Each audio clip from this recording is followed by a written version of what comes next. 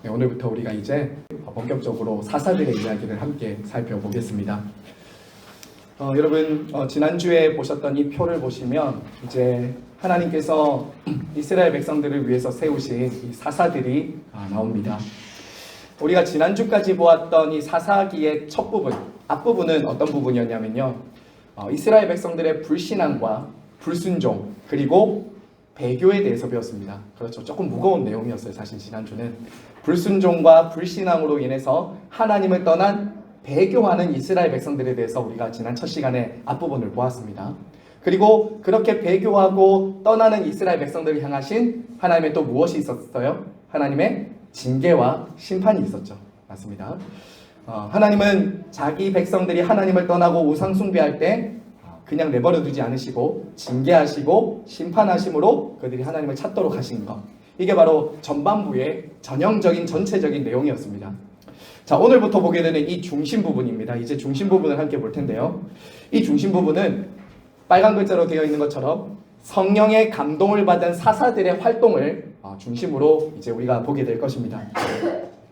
여러분, 여기 일단 이 사사들 이렇게 나오는 12명의 사사라고 제가 말씀드렸는데요, 지금은 대표적인 대사사, 내용이 가장 많은 사사들을 중심으로 이제 좀 볼 텐데요, 여기 있는 7명의 이 사사들을 이제 중심으로 하나님께서 이스라엘 백성들을 구원하시는 것입니다.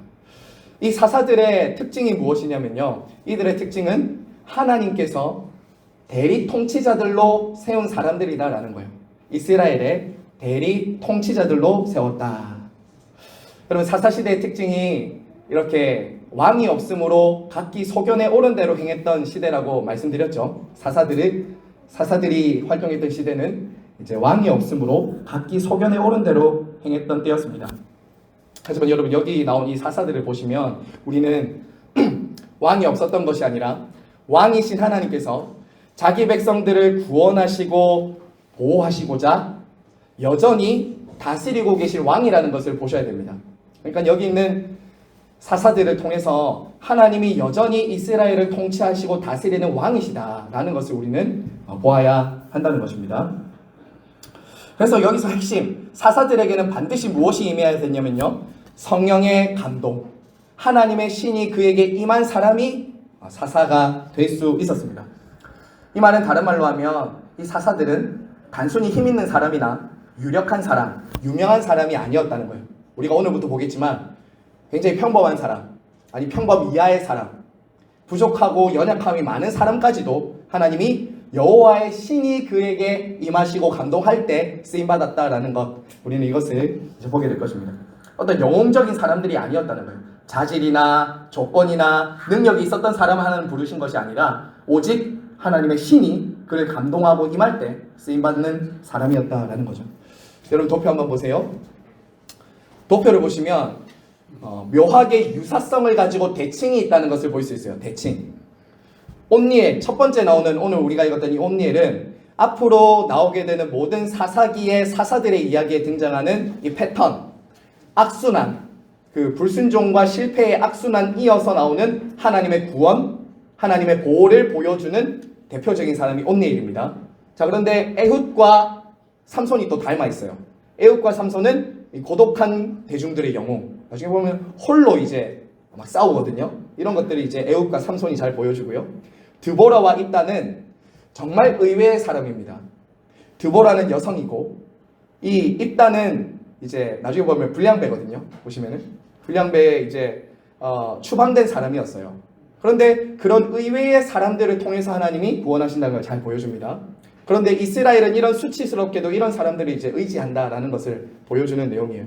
그리고 오늘 마지막에 보게 될 이 기드온과 아비멜렉은 이 사사기에 제일 중심되는 내용입니다. 사사기에 제일 중심되는 내용이에요. 이 기드온과 아비멜렉의 이야기를 딱 중심으로 점점 이제 하향 곡선을 걷고 사사기는 이제 점점 더 이렇게 하락 곡선을 끊게 되는 이야기가 바로 이 기드온과 아비멜렉의 이야기예요. 이 기드온과 아비멜렉은 참 이상하게도 하나님이 왕이시다라는 것을 가장 잘 보여주는 대목인데요, 그 중심에 있어서. 근데 동시에 바알 숭배와 스스로가 왕이 된 사람의 이야기를 딱 끄집어내면서 오히려 하나님이 왕이신데 바알 숭배와 자기가 스스로 왕이 되려고 했던 아비멜렉 이야기를 딱 하면서 오히려 하나님이 왕이라는 것을 더 부각시킵니다. 조금 이따가 보시면은 그 이야기가 이제 이 사사기의 전반부의 전체적인 이 중심부의 내용입니다. 여러분, 그리고 지난주에 보았듯이요, 온니엘과 드보라, 그러니까 여기서 나오는 이 C까지, A, B, C까지는 그래도 좋은 사사들이에요. 그래도 괜찮은, 꽤 그래도 우리가 저 사람이면 참 좋은 사람들이다, 이런 신실한 사람들이라고 할 수 있는 사사들인데요.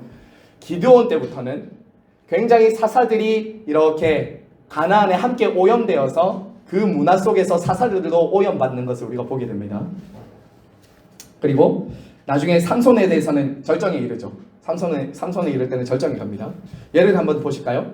기드온은, 여러분 기드온 하면 300용사 기억나시죠? 300용사로 이겼습니다. 참 잘했어요. 근데 나중에는 뭘 세우냐면 이렇게 에봇을 만들죠. 에봇을 만들어서 그것을 백성들이 섬기도록 하는 잘못을 범하게 됩니다. 그리고 입다는 딸을 바치죠. 서원했다가. 근데 그 입다가 했던 그 서원은 몰렉 우상, 몰렉에게 당시 가나안 사람들이 자식을 바쳤던 그 문화와 일맥상통한 잘못을 범하고요. 마지막 삼손은 괴력을 가진 영웅 같은 힘센 장수였는데 그 사람은 어떤 사람이었어요? 율법이 없었죠. 육적이었죠. 굉장히 육적입니다. 항상 가나안과 블레셋 여인들 곁에 있었던 사람이 바로 삼손이에요. 그러니까 사사들의 질도 점점 안 좋아진다는 거예요. 그래서 제가 첫 시간 때 말씀드렸잖아요. 이런 사사들의 한계와 연약함을 보면서 우리는 참 사사이시며 하나님이 세우실 왕이신 그 왕, 다윗 왕을 가리키는 것 쪽으로 이제 우리가 바라보게 한다라는 것을 첫 번째 봤습니다. 자, 사사들의 활동 지역 한번 보세요. 그 지도가 있죠. 여러분의 강의 안에도 있을 텐데요. 여기 보시면 말씀드린 것처럼 사사들은 왕이 아니었습니다. 왕이 아니었기 때문에 하나님이 보내시는 그 지역에 가서 하나님이 정한 그때까지 그 땅을 다스리고 통치하고 구원했던 사람들이 바로 이 사사들입니다. 대표적으로 단 지파의 삼손이 있고요. 그리고 우리가 오늘 보게 될 입다는 갓 지파에서 활약을 했던 사사고요. 이렇게 이제 각 지파별로 흩어져서 하나님이 그 지파를 구원하실 때 사사들을 보냈다는 것을 알 수 있습니다. 자, 오늘 여러분 강의 안에 없는 내용들이 좀 있습니다. 그러니까 여러분들이 빈칸이나 혹은 뒷장에 메모를 좀 하시면서 따라오시면 되겠습니다. 오늘은 아마 강의안보다는 여러분이 메모에 적으시는 것이 좋을 것 같아요. 왜냐면 제가 오늘 다시 좀 만들었거든요. 사사기를 읽으면서. 그래서 여러분들이 메모칸이나 필기할 게 있으면 필기하시고요. 아니면 이 부분은 그냥 이제 들으시면서 좀 따라와 주시면 좋겠습니다. 자, 이제부터 사사를 볼 겁니다. 사사들을 볼 텐데 첫 번째 이 온니엘이라는 사사는 제가 말씀드렸죠. 사사 중에서 가장 모범적인 인물이 바로 이 온니엘입니다. 온니엘은 여러분 참 빠지는 게 없는 사람이었어요. 가문도 좋고 훌륭했습니다. 이 사람이 누구였냐면 갈렙의 조카입니다. 우리 그 땅을 내게 주소서 했던 갈렙 있죠. 갈렙의 조카이고 사위였어요. 사위. 온니엘이 갈렙의 사위가 되죠. 기럇세벨을 쳐서 이제 온니엘이 갈렙의 사위가 되는 거예요. 그만큼 용맹했던 사람입니다. 용맹했던 사람이 그 당시 그 기럇세벨에는 막 이 장성한 그 아낙 자손들이 있었던 땅인데 온니엘이 굉장히 용맹하죠. 그러니까 누가 봐도 사사가 될 만한 사람이죠. 맞아요. 자, 그런데 그 다음에 나오는 이 에훗과 산발은 굉장히 의외의 사람입니다. 그래서 제가 제목을 뭐라고 붙였냐면 하나님의 의외성이라고 붙였어요. 하나님의 의외성. 여러분 삼갈과 이 온니엘, 이 삼갈과 이 에훗은요 굉장히 부족한 사람들입니다. 부족한 사람들이에요. 우리로 치면 오늘날 사회적으로 그렇게 주목받지 못하는 사람들입니다.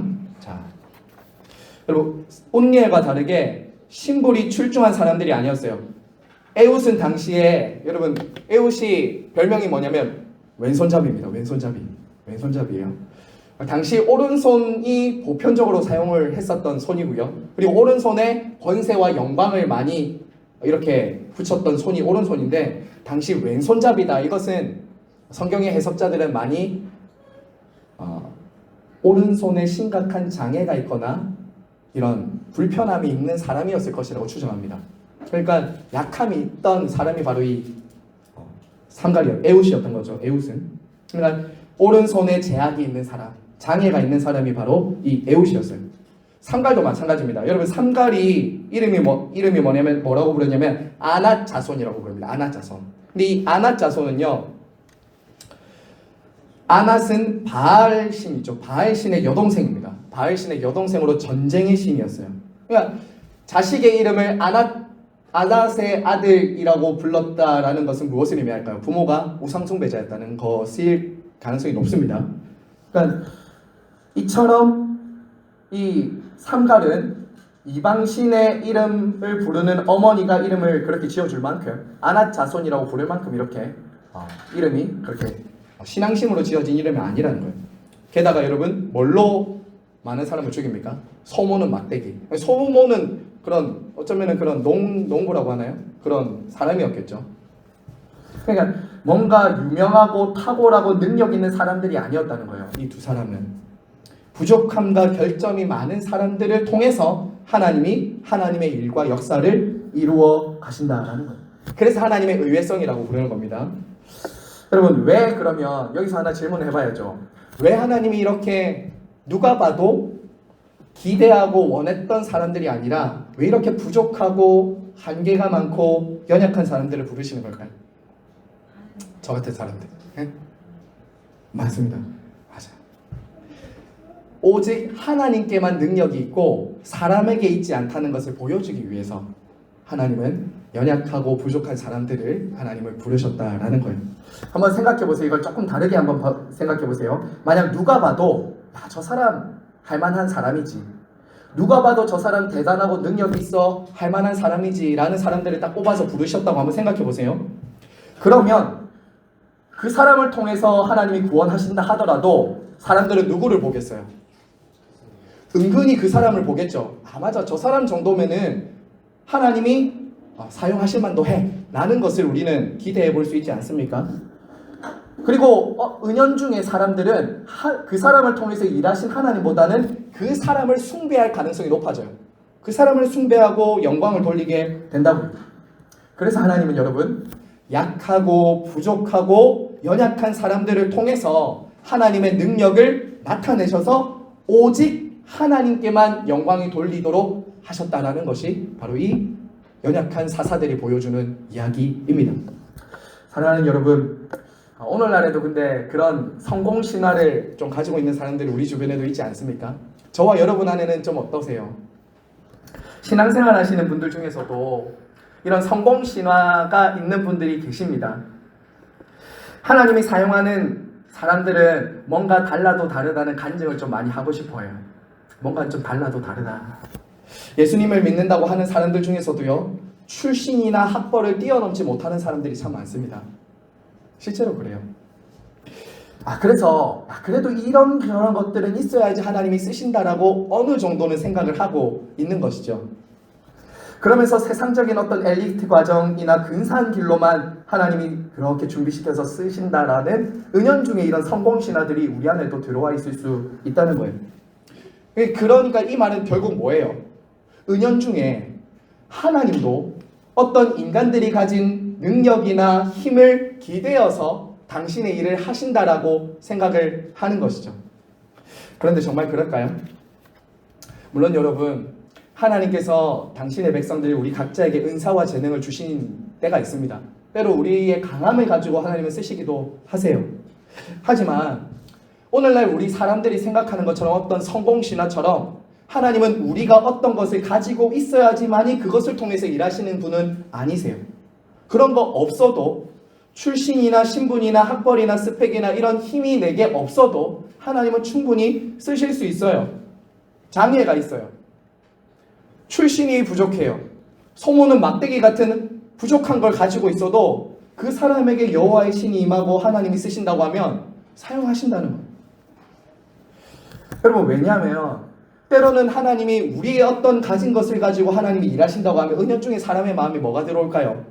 교만이 들어옵니다. 교만이. 은연중에 내가 가진 어떤 것으로 하나님의 일이 된다라고 생각할 때 사람들 안에는 은연중에 교만이 들어와요. 그래서 때로 하나님은 어떻게 하시죠? 낮추시는 연단을 쓰시죠. 때로는 낮추신다고요. 오히려 작고 부족하고 보잘것없는 사람들을 통해서 하나님이 그에게 능력과 힘을 주시면서 하나님이 일하실 때 뭐가 더 드러나죠? 하나님의 영광이 드러나죠. 하나님의 능력이 드러나죠. 그렇게 하나님이 일하실 때가 훨씬 더 많다라는 거예요. 그래서 저와 여러분이 오늘 이 첫 번째 이 하나님의 의외성을 보시면서 혹시 우리 안에도 이런 성공 신화가 있을 수 있거든요. 이런 신앙의 이름으로 나의 욕망을 포장할 수도 있거든요. 이런 것들이 우리 안에 없는지 한번 살펴봐야 됩니다. 하나님이 그런 것이 있어야 나는 쓰임받을 수 있어라는 그런 생각과 가능성을 내려놓고 하나님은 그런 거 없어도 내가 준비되고 하나님 앞에 순전할 때 하나님이 나를 쓰신다라는 이것을 우리가 꼭 기억해야 됩니다. 근데 제가 요 하나님의 의외성을 마무리하면서 하나 제일 중요한 내용을 한번 말씀드릴게요. 제가 왜 이 부분을 묵상하다가 생각이 됐냐면 여러분 하나님의 일을 하기 위해서 이 땅에 오신 우리 예수님 한번 생각해 보세요. 우리 예수님이야말로 하나님의 의외성을 제일 잘 보여주는 분 아닐까요? 우리 예수님이 정말 누가 봐도 흠모할 만하고 누가 봐도 강하고 누가 봐도 능력 있게 보이시는 분으로 이 땅에 오신 것이 아니잖아요. 이사야서에 보면 그는 흠모할 만한 것이 없고 사람들에게 버림받았다라고 말하잖아요. 예수님이 외모로 봐서 예수님이 출신으로 봐서 나사렛 사람이었고 베들레헴에서 태어났다고요. 사람들이 볼 때는 너무나도 초라하고 약하고 보잘것 없었던 분으로 이 땅에 오셨잖아요. 근데 우리 예수님 어떻게 되셨죠? 하나님이 그를 통해서 하나님의 영광을 나타내시고 구원하셨잖아요. 여러분 그러므로 저와 여러분 안에 이런 세상적인 가치관과 기준들이 있을 수 있습니다. 왜냐하면 우리는 그런 세상에 살았어요. 살고 있습니다. 그리고 우리는 태어나서 예수님을 믿기 전까지는 그런 가치관 속에서 우리도 살았어요. 저도 아직 그런 것이 있습니다. 내가 힘이 좀 있어야, 내가 강해야, 내가 뭔가 돼야. 여러분 기억하세요. 비록 작고 부족해도 여러분을 하나님이 쓰실 수 있다는 것을 기억하시기 바랍니다. 이걸 정말 믿으셔야 돼요. 그 다음에 나오는 이 사사 드보라도 마찬가지예요. 오늘 이런 비슷한 맥락으로 계속 갑니다. 여러분 여자 사사 드보라 이야기가 그 다음에 또 나와요. 드보라도 하나님의 의외성을 보여주는 인물입니다. 여러분 당시는 오늘날보다 훨씬 심하게 남성 중심이고 가부장적인 사회였습니다. 여성들은 심지어는 수도 안 살 만큼 그만큼 이스라엘 안에서는 이렇게 중심부에 있지 못했던 사람들이었다고요. 자, 그런데 그 당시에 또 군대 장관 바락이라는 군대 장관이 있었어요, 이미. 자, 그런데 이 바락이 자기의 역할을 제대로 못합니다. 불신앙적이고 굉장히 소심한 사람이었어요, 이 바락은. 하나님께 바락이 군대 장관으로서 부름을 받고 이제 싸움을 나가려고 하거든요. 근데 끊임없이 하나님 앞에 주저하고 두려워합니다. 그래서 드보라에게 가서 묻기도 하고 막 이렇게 하는 연약하고 소심한 인물이 바로 이 바락이었어요. 그리고 이 바락은 그 당시 이스라엘의 모습을 보여주는 것이기도 한 사람이죠. 바락이 하나 잊고 있었던 게 있었습니다. 그게 뭐냐면 가나안 전쟁에 있어서 숫자의 열세나 기술력이나 전력 우위에 달리지 않았다는 것을 이 바락은 알고 있었어야 돼요. 그래서 하나님께서 말씀하셨어요. 드보라를 통해서 야 바락아, 하나님이 너희들을 이 가나안 왕 야빈과 그 철병거를 너희들에게 붙여주신다더라 했거든요. 철병거를 보고 바락이 무서워하고 있는 거예요. 지금 철병거와 그 가나안 왕 야빈과 시스라, 군대대장 시스라를 보면서. 하지만 바락은 이처럼 하나님의 약속과 승리에 대한 보장이 있음에도 불구하고 드보라의 그 치마품 속에 딱 들어 숨습니다. 같이 가주세요. 당신 안 가면 저 안 가요. 이러면서 이게 바로 수치스러운 모습을 보여주는 아주 결정적인 모습이라는 거예요. 그러니까 이제 드보라가 자기 품에 자기 뒤에 숨는 이 바락을 향해서 그렇게 말하잖아요. 승리하긴 할 거지만 이 영광은 당신이 차지할 수 없다. 여인에게 돌아갈 것이다 라고 이렇게 말을 합니다. 그리고 이 스토리를 이미 아시겠지만 간단하게 말씀드립니다. 하나님께서 말씀하신 대로 이 가나안 왕 야빈과 철병거 그리고 시스라 군대대장을 이깁니다. 이겼어요. 자, 그런데 이 가나안 왕 야빈의 군대 장관이었던 시스라가 어디로 도망가냐면요, 자기와 친분이 있었던 그 관계에 있었던 헤벨의 아내 야엘의 장막으로 갑니다. 이 그림에 보시면 이 야엘의 장막으로 가요. 근데 이 야엘이 이 시스라가 오니까 우유를 주죠. 우유를 주고 고온이 자라고 이제 편안히 쉬라고 이제 자리를 내어줍니다. 그러자 이제 이 시스라가 이게 웬일이냐 하고, 내가 안 그래도 피곤해 죽겠는데 그래 여기서 우유 한 잔 마시고 이제 잘 자고 자는 거예요. 그때 이제 어떻게 합니까? 이제 이 야엘이 망치를 가져와서 관자놀이에 못을 박아버리죠. 여러분 이러한 모습들 보세요. 여자들이 중심에 들어와 있는 이 이야기입니다 지금. 그러니까 너무나도 의외적인 거죠. 이 드보라와 야엘을 통해서 하나님이 이스라엘 사람들에게 뭘 얘기해주고 싶은 거겠어요? 왕이신 하나님을 저버리고 가나안 사람들과 함께 어우러 살면서 그 땅의 전쟁에 대한 하나님의 뜻을 이루지 못하는 이스라엘 대다수의 백성들을 꼬집어서 이 두 사람을 통해서 지금 가르쳐주고 있는 거예요. 이스라엘과 너무 대조되는 것이죠. 여러분 이처럼 다시 말씀드립니다. 너무나도 의외의 여인들을 통해서 하나님이 그 땅에 평화를 주시고 구원을 주셨다는 것은 하나님의 구원이 자격과 조건, 능력을 초월해서 일하신다는 거예요. 여인들을 통해서도 하신다는 거예요. 자, 여러분 한국에서도 여성 지도자들이 참 많이 이 땅에 계셨다는 것 알고 계십니까? 자, 여기 계신 우리 여성분들은 보통 분들이 아니십니다. 여기 앞에 보시면요, 당시 이제 초대교회에 신사참배 반대 운동을 했던 분들이세요. 여기 보면 최덕지 그리고 신사참배 반대했던 최덕지 우리 목사님이라고 나중에는 목사 안수를 받으셨는데요. 교회를 순회하며 가르쳤던 전산덕 우리 전도사님, 박원신 이런 분들, 또 여성의 리더십들이 굉장히 우리나라에는 굉장히 활발하게 있었던 시대가 있었습니다. 그리고 신사참배 반대 운동과 그리고 여성들이 기도하면서 이 나라를 지킨 것이 바로 우리나라입니다. 그래서 여기 계신 우리 여자 성도님들도 교회 안에서 절대 소외되거나 배제되지 않으셔야 됩니다. 당연히 여기 계신 분들이 중심에서 기도로 또 각자에게 주어진 은사대로 하나님의 교회를 세울 때 교회가 더 든든하게 세워진다라는 거죠. 그리고 여기 계신 우리 여성분들도 꼭 기억하시면 좋겠어요. 하나님이 나를 쓰신다, 나를 사용하신다, 개인과 가정과 교회에서 나를 쓰신다라는 거, 이런 자부심을 좀 가지시면 좋겠어요. 한국 교회에 이런 기라성 같은 여성 믿음의 선배들이 있습니다. 여러분들이 이런 분들을 다 믿음의 정말 모델로 삼으시고, 여러분들도 이제 그분들의 뒤를 따라서 교회를 섬기는 그런 일들에 앞장서 주시고 잘 동역해 주시기를 부탁드립니다. 자, 우리 다음 볼까요? 오늘 이제 기드온과 그 다음 아비멜렉까지 이렇게 볼 것입니다. 여러분 여기도 PPT가 없으니까 좀 강의안을 보시면서 좀 강의안을 메모하시면서 보시면 좋겠어요. 여러분 6장에 한번 볼까요? 사사기 6장 한번 보시면 이스라엘의 재범죄와 미디안의 침략이 나옵니다. 이스라엘의 재범죄와 미디안의 침략. 6장 1절 보시면 이스라엘 자손이 또 여호와의 목전에 악을 행하였으므로 여호와께서 7년 동안 그들을 미디안에게 넘겨주었다라고 말합니다. 이것은 우리가 사사기에 봤던 반복되는 패턴입니다. 또다시 그런 패턴이 온 거예요. 이제 사사 시대가 말하고 있는 이 악순환의 반복이 일어나요. 자, 그런데 이때 부르짖습니다. 이스라엘 백성들이 부르짖어요. 미디안에 약탈을 하는 거예요. 끊임없이 약탈을 하고 막 농사 다 지어놓으면 다 뺏어가는 거예요. 그러니까 이제 너무 힘들고 괴로우니까 이제 하나님께 부르짖은 겁니다. 그리고 하나님이 보낸 사람이 누구냐면 우리가 잘 아는 기드온이에요. 기드온. 자, 기드온입니다.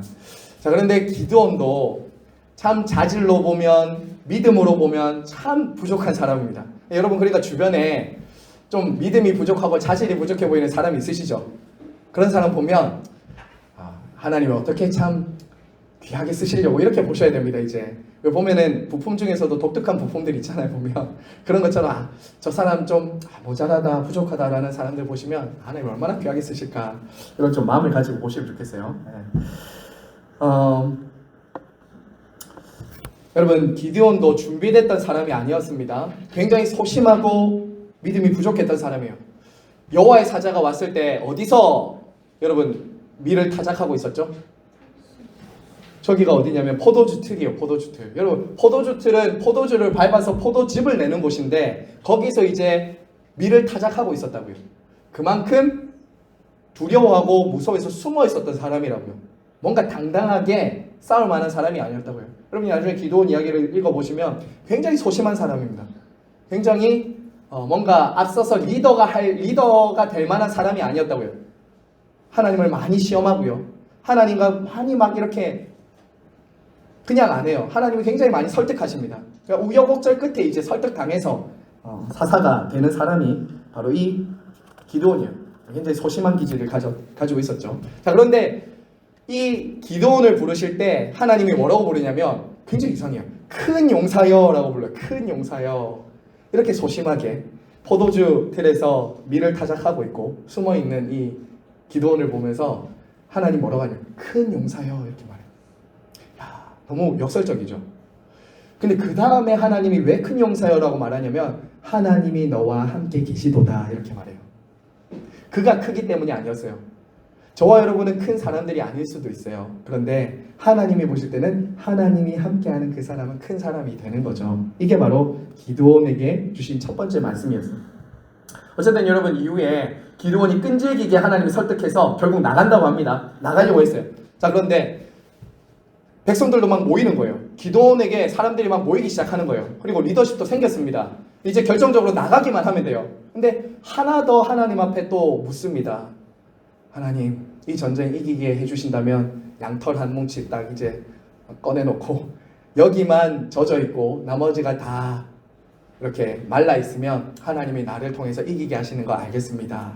이렇게 하죠. 그리고 그 다음날 진짜 하나님이 응답하세요. 딱 그 기드온이 든 양털에만 물이 젖어 있고 나머지는 다 말라 있는 거예요. 이 정도 하면은 가야 되잖아요. 그쵸, 가야 되잖아요. 이 정도면. 근데 기드온이 또 어떻게 합니까? 한 번 더 하죠. 저 같으면 안 들어줄 것 같은데 하나님 한 번 더 하는데 하나님 어떻게 하냐면 이번에는 양털 딱 다시 놔두고 여기만 안 젖고 다 젖게 해주세요 이렇게 하는 거예요. 참 너무하죠. 근데 참 하나님이 기드온보다 끈질기세요. 해주십니다. 또 해주세요. 그리고 이제 기드온이 야 됐다, 이제 그러면 이겼다, 확실하다, 이 물증도 얻었고 심증도 딱 됐으니 이제 갑니다. 자, 가는데 하나님이 이상한 전쟁 전략을 알려주세요. 이 부분이 참 중요합니다, 여러분. 그냥 이기게 하셔도 되는데 하나님이 두 가지로 기드온이 전쟁에 나가는데 딱 태클을 거시면서 전쟁 전략을 딱 다른 걸 주세요. 첫 번째는 32,000명이 모였는데 300명으로 줄이시죠. 여러분, 지금 미디안이 몇 명이 있었냐면요, 나중에 뒤에 보시면 13만 5천 명이 있습니다. 미디안의 13만 5천 명에 비해서 3만 2천 명도 지금 5분의 1밖에 안 되거든요. 그렇죠? 3분의 1 정도, 4분의 1 정도밖에 안 돼요. 그러면 군사수가 많아야 되는데 하나님 뭐라고 하냐면 다 줄이시죠. 그 줄이는 방법들 여러분 아시죠? 막 줄입니다. 두려워하는 사람 가라고 하고 물을 이렇게 개처럼 핥는 사람은 가라고 하고 이렇게 하는 거예요. 300명 남습니다. 그러면 야, 이 300명 가지고 어떻게 이길 수 있겠어요? 13만 5천 명을. 게다가 전쟁하는 방법 또한 너무 의외예요. 칼과 창을 가지고 나가야 되는데 뭘 가지고 가라고 합니까? 횃불, 항아리, 나팔. 어디 뭐 캠핑 가는 거 아니잖아요 지금. 근데 횃불, 항아리, 나팔 가지고 이제 보내는 거예요. 근데 여러분 왜 그러셨냐면 7장 2절에 그 답이 있습니다. 사사기 7장 2절 보세요. 왜 하나님이 이렇게 이 기드온을 보내실 때 이렇게 보냈냐면 바로 이것 때문이었어요. 자, 7장 2절 같이 한번 읽을까요? 시작. 여호와께서 기드온에게 이르시되 너를 따르는 백성이 너무 많은즉 내가 그들의 손에 미디안 사람을 넘겨주지 아니하리니 이는 이스라엘이 나를 거슬러 스스로 자랑하기를 내 손이 나를 구원하였다 할까 함이니라. 자, 여러분 이게 하나님의 수차례 줄이신 이유였어요. 근데 이 내 손이라는 이 말 있죠. 근데 6장으로 한번 그 위쪽으로 쭉 올라가서 6장 36절 보세요. 이건 기드온이 했던 말을 하나님이 인용하신 거였어요, 사실은. 6장 36절 한번 보세요. 같이 읽습니다. 시작. 기드온이 하나님께 여쭈되 주께서 이미 말씀하신 같이 내 손으로 이스라엘을 구원하시려거든. 그렇죠. 여러분 이게 보이십니까? 지금 기드온이 뭘 얘기하고 있냐면 자기 손으로 이스라엘을 구원하시려거든 하면서 자기 손을 은근히 지금 거기 집어넣는 겁니다. 내 손으로 이 백성을 이기게 하시려거든. 그러니까 하나님은 뭐라는 거예요? 네 손으로 이겼다고 하지 못하도록 내가 줄인다는 거죠. 약하게 한다는 거죠. 전쟁 방법도 너무나도 도저히 이길 수 없는 것들로 나가게 하신다는 거죠. 참 하나님의 방법이 너무 놀랍습니다. 그래서 결국엔 어떻게 됩니까? 이 나팔과 항아리를 깨자 미디안 사람들끼리 13만 5천 명이 자멸합니다. 자기들끼리 죽이다가 그냥 다 죽어버려요. 하나님의 놀라운 방법인 거죠. 누구도 내 손으로 이겼다고 할 수 없는 거예요. 기드온도 그렇고 뭔가 부끄러운 거예요. 자기들이 한 일은 맞는데 야, 이걸로 이겼다라고 말하면 간증할 수가 없는 거예요. 하나님 말고는 자기들한테 이유가 없는 거예요. 야, 이게 참 놀라운 거예요. 자, 사랑하는 여러분, 그런데 우리가 이 기드온의 장면을 쭉 읽으면서 야, 나는 기드온과 다를 거야 라고 생각하시면 안 됩니다. 여기서 우리가 조금 이제 기드온을 통해서 우리를 좀 봐야 돼요. 이러한 모습은 기드온에게만 있는 것이 아니라 사실은 저와 여러분 인간 안에 다 있는 본성이에요. 우리는 천성적으로 자기의 영광을 구하는 나쁜 본성이 있어요. 자기의 영광을 구하는 나쁜 본성이 있다고요. 작은 틈이라도 있으면 거기에 내 이름을 딱 넣고 싶어요. 안 그렇습니까? 하나님의 은혜와 영광을 말하면서도 동시에 그런데 나도 이렇게 말하고 싶어 한다고요. 자기의 영광을 구하는 경우가 많습니다. 우리 안에는 하나님의 은혜입니다, 하나님의 영광입니다 라고 우리 말하면서도 동시에 그런데 나도 요만큼 했는데 하면서 요만큼 주장하고 싶어하는 게 인간의 그 천성적인 본성이라고요. 다 그런 것은 아니지만요, 하나님의 은혜를 많이 경험했다 받았다고 하는 사람들의 간증 한번 들어보세요. 그럼 주로 뭐냐면 그런데 나도 내가 했던 이야기, 내가 한 공로, 내가 열심히 한 거, 내가 기도한 거 이런 거 말하기를 좋아해요. 하지만 성도 여러분, 여기서 우리 기도원을 통해서 봐야 돼요. 성도는 자기 자신을 자랑하는 사람들이 아닙니다. 그렇죠? 철저하게 자기 자신을 내가 했다, 내가 무언가 했다라고 말할 것이 없는 사람들이에요. 여러분들이 만약에 아직 이것을 모르신다면 한번 생각해 보셔야 됩니다. 점점 자기 자신에 대해서는 할 말이 없고 하나님이 행하신 것에 대해서만 말할 것이 있는 사람들이 성도예요. 정말 그렇습니다. 여러분들 그런 거 좀 느끼시잖아요. 나눔하거나 함께 이야기 나눌 때 저 사람 하나님 은혜, 하나님 영광 말하면서 다 지자랑하는 거 다 보이는데 그럴 때 없으세요? 지자랑 같은데 모든 것이 하나님의 영광, 은혜라고 말하면서도 은근히 사람들은 그런 게 있다는 거예요. 성도 여러분, 우리가 지금 기도원이 32,000명에서 시작해서 300명으로 줄었잖아요. 여러분, 사람들 안에도 이 수의 논리, 힘의 논리가 있습니다. 사람들 안에도. 그래도 32,000명이면 생각해 보세요. 13만 5천 명이 많기는 해도 전략을 잘 세우고 뭐 화공을 쓰고 어떻게 하면 32,000명이면 이겨볼 만도 하잖아요. 근데 300명? 말도 안 되는 숫자잖아요. 오늘날 사람들 안에도 이 힘의 논리가 있다고요. 수의 논리가 있어요. 흔히 사람이 많으면 힘이 있어야 승리한다고 말해요. 오늘도 제가 목사님들 몇 분과 잠깐 이렇게 얘기 나누는 시간이 있었는데요. 교회와 목회자들도 숫자로부터 자유하지 못할 때가 얼마나 많은지 아세요? 여러분, 32,000명 교회 목회하고 싶을까요? 300명 교회 목회하고 싶을까요? 사람이 32,000명 목회하면 힘이 있어 보이잖아요. 근데 여러분, 하나님의 일하심은 사람들의 숫자에 달린 것은 아니라는 거예요. 많은 사람들이 모였다는 것 자체가 그 교회의 그 사람들의 건강성을 담보하는 것도 아니라고요. 저도 부산에 처음 왔을 때 숫자가 막 늘지 않은 것에 대한 부담과 스트레스가 없었다라고 말하면 참 저도 거짓말일 것 같아요. 그전 교회에서는 사람이 너무 많아서 부담이 됐거든요. 근데 저희 교회니까 사람이 너무 작으니까 그게 또 부담이 되는 거예요. 그런데 하루는 저에게 하나님이 이런 마음을 주셨어요. 하루는 정말이에요. 기도하면서 하나님 앞에 막 이렇게 막 있는데 하나님이 이런 마음을 주시는 거예요. 야, 하주야, 언제 내가 너 큰 교회 하라고 여기 보냈냐? 언제 내가 너 이 교회 큰 교회 만들려고 보냈냐?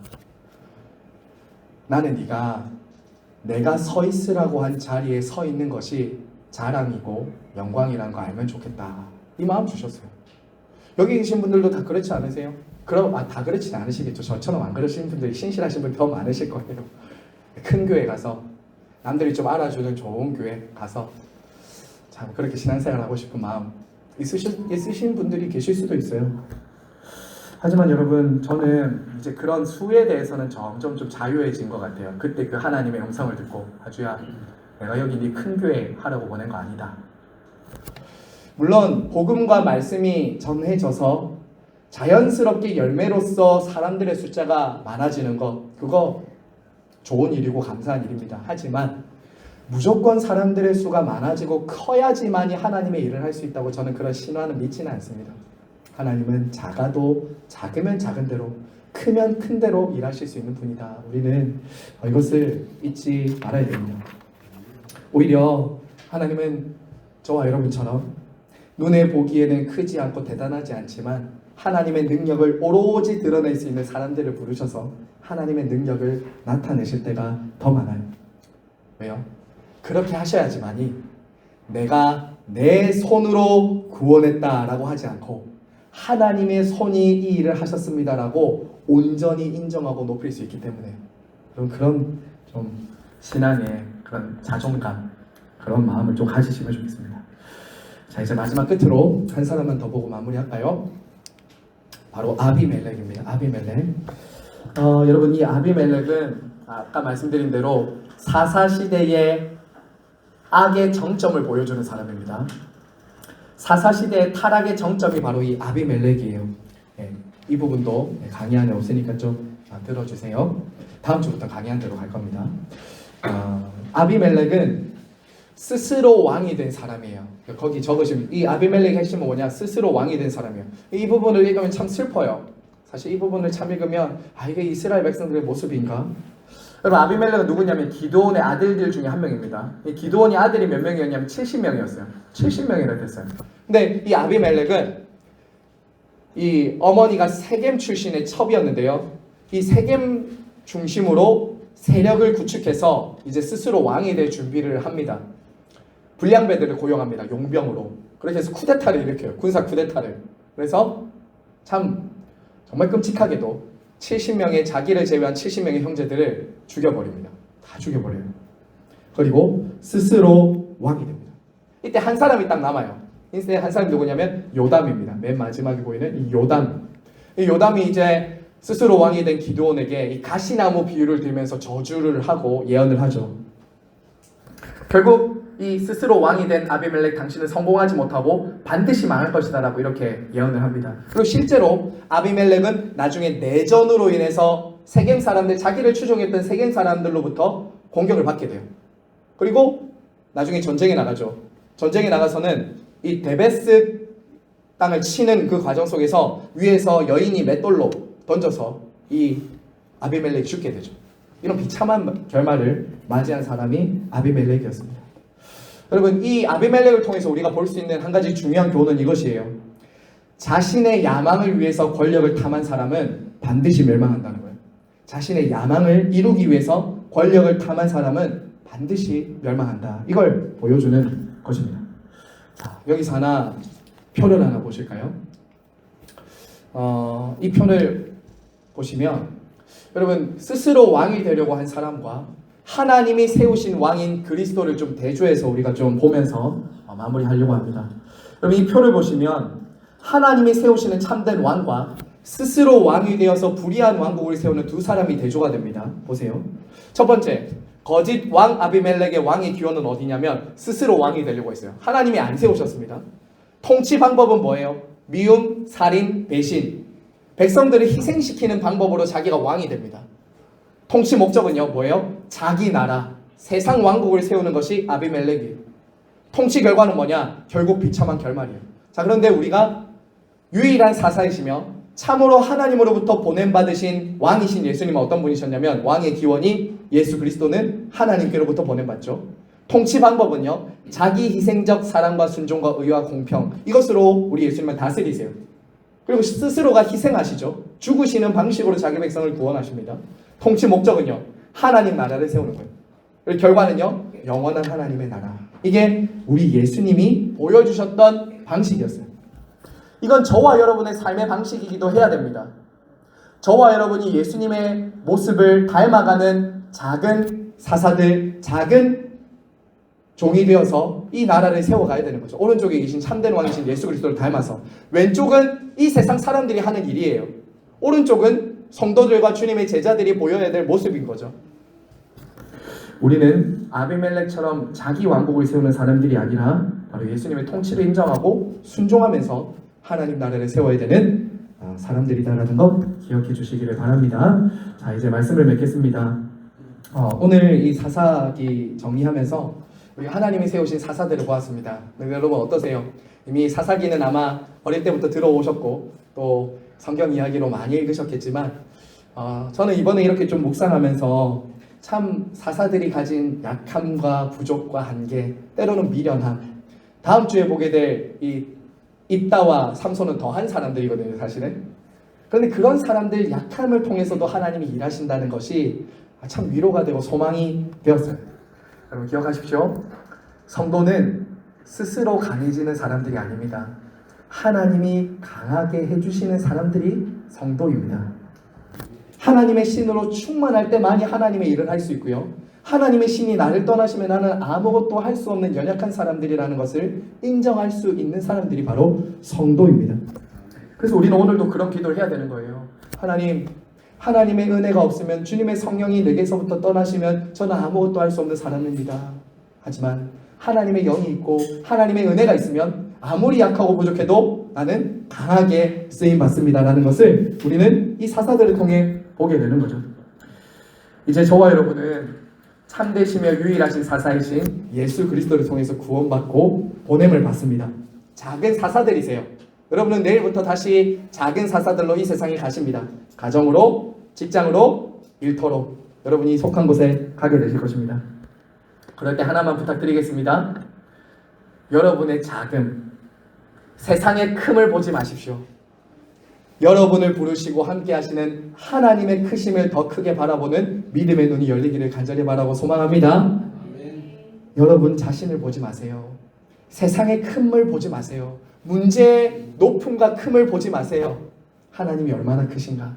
나와 함께 하신 하나님이 이긴다고 하셨으면 그 말씀을 믿고 순종할 때 하나님의 역사는 일어난다는 것을 믿으시고 세상을 이기신 예수님 바라보며 하나님 나라를 승리하게 하는데 쓰임받는 우리 모두가 되기를 간절히 바라고 소망합니다.